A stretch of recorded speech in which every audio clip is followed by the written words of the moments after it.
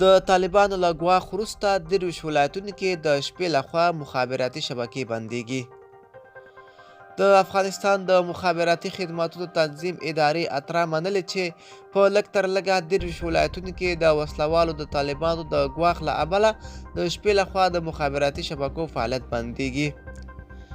افغان دولت وایي د اورکم اونۍ په موده کې چې په فبروري میاشت کې ترسره شوه په عادي توګه دغو شرکتونو فعالیت کاوه، خو وسلوال طالبان وایي د شپې لخوا د شبکو بندول پریکړه یې ځکه کړې چې حکومت د دې شبکو په مرسته هدفونه په نښه کوي او بمبارۍ کوي.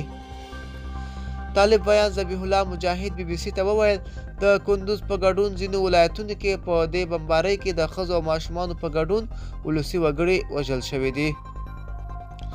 د اترا ادارې د ولایتي چارو رئیس نادر شاه آرین BBC ته وویل د اورکم اونۍ د پای ته رسېدو او د جګړو له سره پیلېدو سره د شپې مهال د مخابراتي شبکو له سره ګواښونه زیات شوي دي.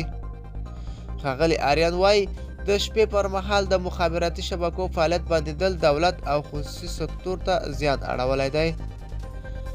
د افغانستان په شمال ختیځ کې له 3 ورځو راهیسې د ماښام له 6 نه د سهار تر 5 بجو پورې د مخابراتي شبکو فعالیت بندېږي.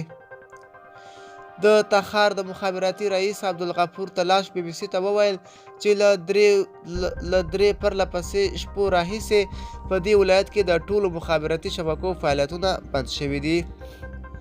همدارنګه په بادغیس کې د BBC خبریال محمد قاضي زاده وایي ټولې شبکې د سهار له 6 نه د مازدیګر تر 4 بجو پورې وي، خو د شپې لخوا بندېږي.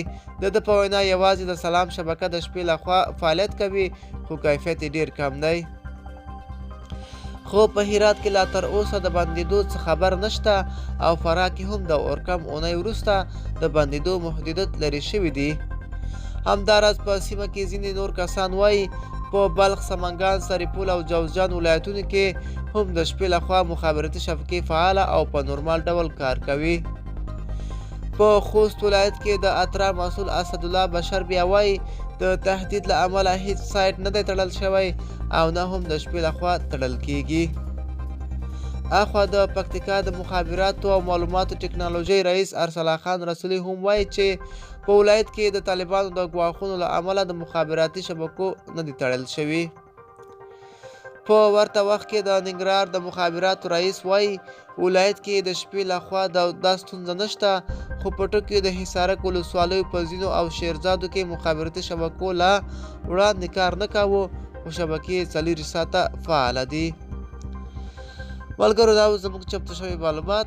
د لا ښکلو ویډیوګانو لپاره زموږ چینل سبسکرایب او تر بلې ویډیو ښه وخت. خدای پامان.